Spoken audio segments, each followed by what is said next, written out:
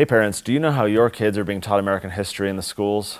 Well, for the past couple of years, I've been reading a whole lot of social studies books to try and learn how kids like yours and mine are being taught American history in the schools today. Today in this video, I want to flip through this book in particular and show you 3 problems in this book, but more importantly, talk about a new book that's going to solve the problems that books like this have and tell you how you can make sure that your kids are learning American history the right way. So this book is Social Studies, The United States Making a New Nation by Harcourt. A pretty popular textbook, very thick. It's like the textbooks that we all had when we were kids, being weighed down in these backpacks full of textbooks. And it's got a lot of content in here. What history books like this do really well is being full of tidbits of information that are interesting, good to know, perhaps. But what's particularly interesting about this book is that you have to get really deep into the book before you start learning any actual history. So much of the early part of the book is just geography and all these tidbits that don't really give context for what's happening. Now, if you're like me, you would hope that a book like this would teach our kids about not just what happened, but why it happened, and more importantly, how it relates to our world today. And that's where this book fails, and I'm going to show you how. Because this book is not unlike most of the social studies books out there. They all tend to focus on what happened. It's all the superficial stuff in history. Names, dates, battles, all kinds of the superficial stuff that kids like me when I was younger had to memorize. I was the kid who'd raise my hand and say, when do I ever need to know this? Put your hand down, you'll need to know it one day. It's going to be on the test. And so these books are full of that superficial information. I want to go through 3 examples to help illustrate what I believe are problems with books like this one in teaching our kids American history. And then more importantly, I want to talk about a solution, something that's going to really fix this problem for kids like yours and mine. All right, so first example comes to us from page 164. This is all about the Mayflower Compact. Very important event in the development of the early colonies. And yet, if you can see here, the Mayflower Compact gets half a page of text. That's it. How much can you explain about this momentous occasion in history in literally like 80 words? And of course, when that's all the amount of text that you devote to an event like this, you're focused on the superficial. You have to get through saying what happened and exactly how it went down. You've only got limited text to do it, so you can't really spend time getting deeper into the idea.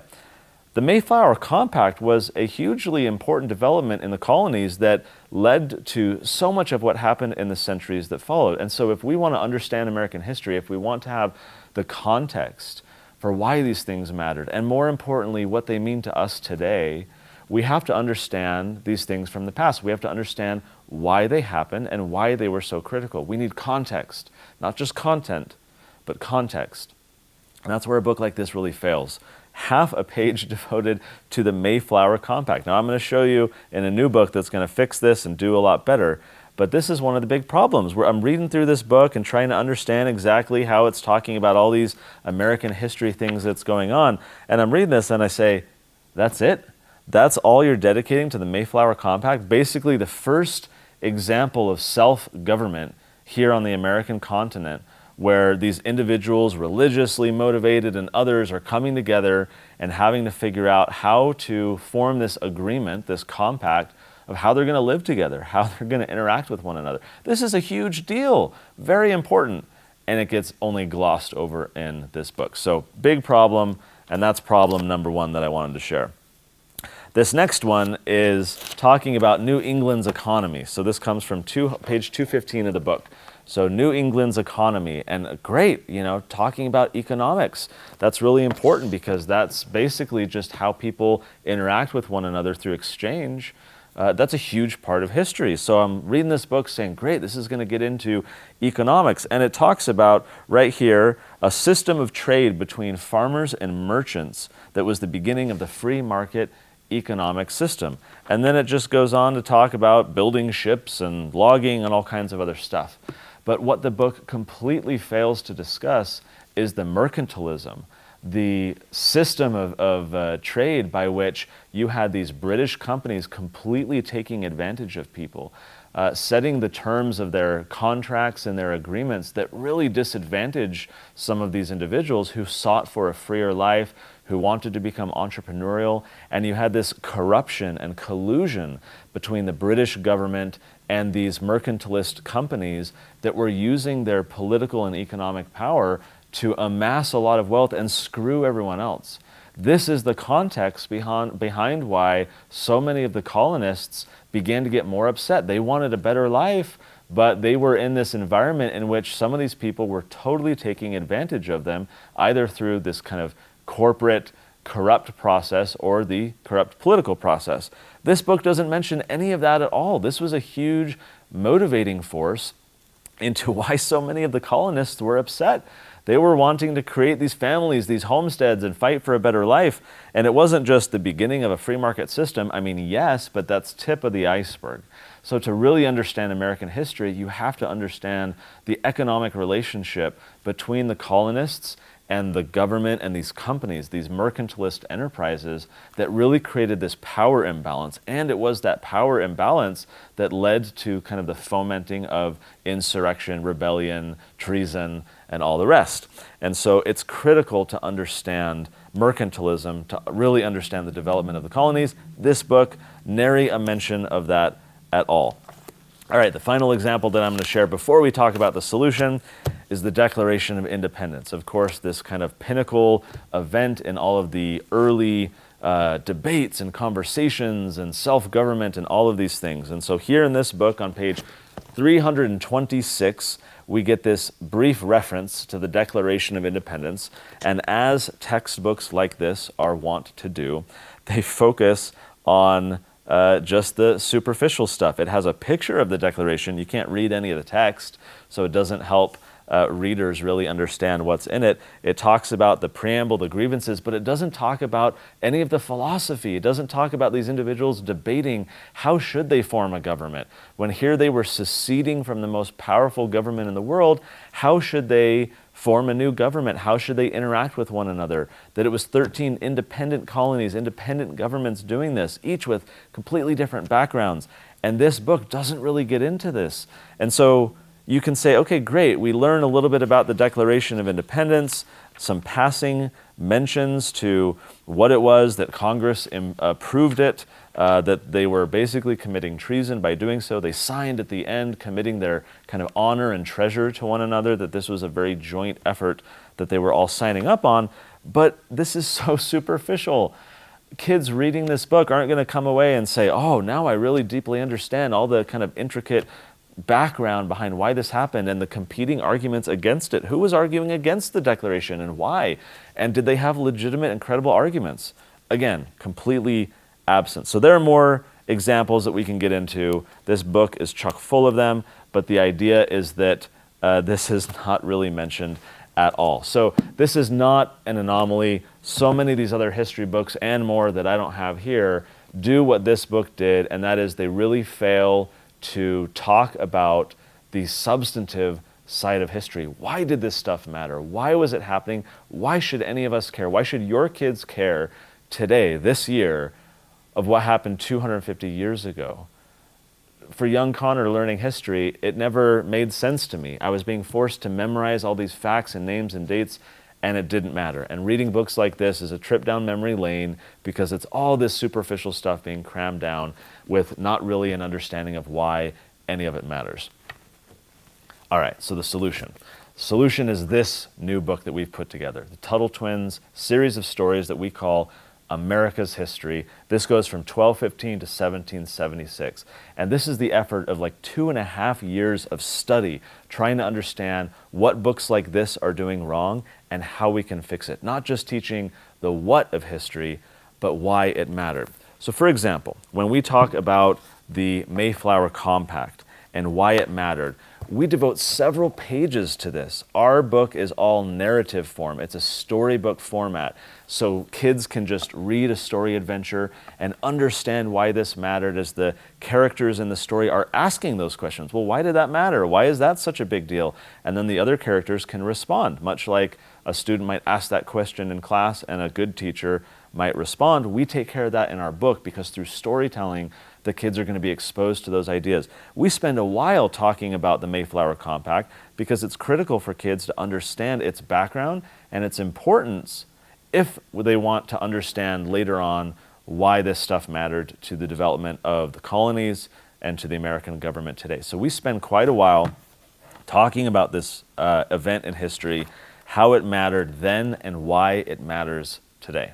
Example number 2, when this other book was talking about free trade without mentioning mercantilism at all, we spend quite a while, and in several instances throughout the book, talking about mercantilism and self-governance, what it meant for the colonists to experience this so that they could go through it and see how problematic it was and what they were fighting against. And so our story goes through all of these examples about why mercantilism was a problem, why it's not free trade, and what that looks like today. And example number 3, talking about the Declaration of Independence, not just what's in it or a little bit of superficial stuff, but why it mattered, what the ideas being debated were, what its principles contain, and what it means for our world today.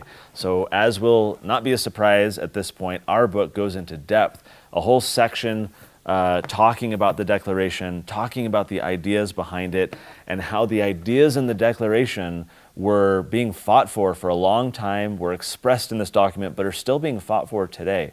Our book goes into great length to talk about these ideas because as we did our homework, as we read through all these books and more over the past couple of years, what was very apparent is that they weren't talking about the substantive side of history. They talk about what happened, but they don't talk about why it mattered. They don't talk at all. This book, in no instance, does it talk about why the events of history matter to your kids today. And after all, that's the whole point of history, is to help kids, help all of us learn from the past so that we don't repeat it. In fact, that's what the top of our book says, right? Those who don't learn from the past are condemned to repeat it. This book, America's History, 1215 to 1776, is an effort to teach kids like yours and yourself as well, because most of us learned from these crappy books back in the day, to teach all of us to learn from the past so that we can have a better future today. If we're going to teach from the past, that means that we have to teach the ideas, the philosophy, the values, the concepts. If we look at the past and just say, oh, they wore these clothes and they used these muskets and cannonballs and they ate hardtack and we can't relate to those things. We live in a totally different world than they did. But what we can relate to is the emotion that they felt, the tension that they had between themselves and their government, the competing ideas, the allegations of being treasonous just for standing up for your rights. These are things that we can relate to in our day and should relate to. We should have history books that empower our kids and us to learn from history and think about how we can apply it to our day. Now, books like these, social studies, Making a New Nation, books like these are great if you just want to fill your kids' minds full of factoids. Who said what and when did this battle happen, where were they, who won? That's all interesting, right? It's curious, it's fun to learn about, but it's not lasting, it's not meaningful to our lives. That information, these factoids, are not going to help your kids build a better life. That is the goal of this book. Our effort here is to not only teach what happened in early American history, but more importantly, why it matters to our world today, how your kids can learn from what happened in the past and apply it to their lives today. And so, at the end of every single chapter, we have a section where we talk about, we have a thought from myself or Elijah, and then we have this whole section called Let's Talk About It, where we can walk your kids through not only a summary of what they just read about and the ideas and the philosophies and the values, but then we can say, let's talk about it. More importantly, let's talk about what that means to our world today. And so at the end of every chapter, we have these sections that are designed to get your kids and you thinking about how the stuff we just learned from history matters to our world today. Learning from history is critical because if we want a better future, we have to learn from our past. And unfortunately, all these textbooks that are on the market today completely fail.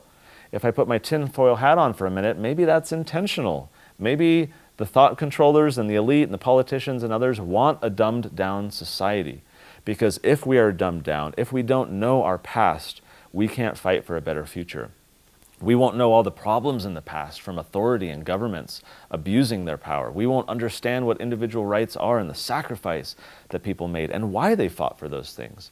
So if these ideas matter to you, if you care about freedom, if you want your kids to learn from the past so that they don't repeat its mistakes, this is the book that your kids need. Get them a copy of America's History from the Tuttle Twins team. Go to TuttleTwins.com/history.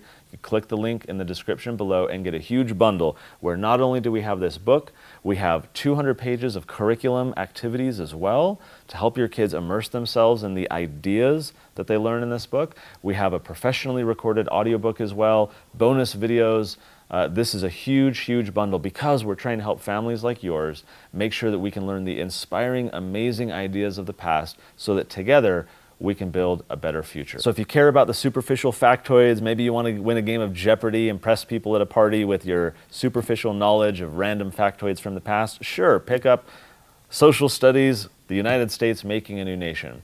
But if you care about ideas and philosophy and why things happened, if you care about freedom today, if you want to fight for a better future, you want the substantive side of history. You want your kids learning the ideas of the past so that we can have amazing family conversations about these ideas, about what they mean for our world today. So go to TuttleTwins.com/history, pick up your bundle, not just of this book, but the curriculum, the audiobook, and the videos.